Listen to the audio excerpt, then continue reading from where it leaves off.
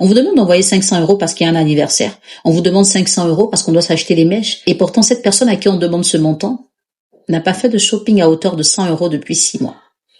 Vous voyez un peu? C'est normal que le partenaire s'oppose. J'accompagne en ce moment un jeune couple d'étudiants. Ils n'ont pas spécifiquement de problème dans leur relation. Ils font des coachings tout simplement pour anticiper sur les problèmes. Et j'adore leur mentalité. Les gens ont été habitués à attendre de vivre d'abord la situation avant de penser à la solution. Et parmi tous les sujets qu'on aborde, ce qui est une inquiétude pour le monsieur, c'est l'attitude à adopter quand les parents vont demander de l'argent à leur fille et qu'il devra donner son accord avant qu'elle fasse une quelconque transaction. Ah oui, c'est une réalité que vivent des couples qui ont adopté une méthode qui est très peu commune. Le genre de couple où on a un compte commun dans lequel on investit de l'argent, où on sécurise de l'argent, et cet argent n'est pas censé être utilisé sans l'aval de l'autre.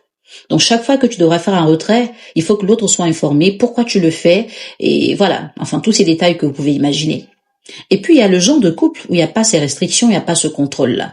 Mais si on se retrouve dans une situation pareille, où l'homme doit valider le retrait qu'on fait parce qu'on est censé apporter de l'aide en Afrique, il faut commencer à expliquer cette méthode-là à la famille. Les gens ont pris l'habitude de se dire qu'une fois qu'on a pris l'avion et qu'on vit dans un pays où il fait froid, on a tout l'argent du monde. Ils n'ont pas la même attitude avec des personnes qui sont à l'aventure dans un autre pays d'Afrique. Mais dès que vous allez en Europe, en Amérique, en Asie, c'est terminé. On se dit que vous avez tout ce qu'il faut.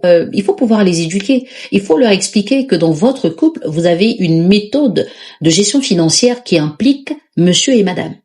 Et que chaque fois que vous allez devoir envoyer de l'argent, il faudra le justifier. Parce que vous avez des projets communs. Vous avez un avenir à assurer. Vous avez des enfants à éduquer. Vous devez protéger ces enfants en ne dilapidant pas tous vos acquis aujourd'hui. Ça permettra aux uns et aux autres d'apprendre à se débrouiller et de demander de l'aide quand c'est réellement nécessaire.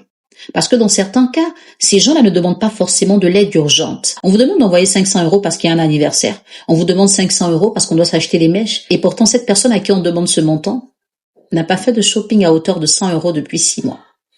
Vous voyez un peu? C'est normal que le partenaire s'oppose. Ils ont une réalité. Il faut justifier. L'argent sort pourquoi?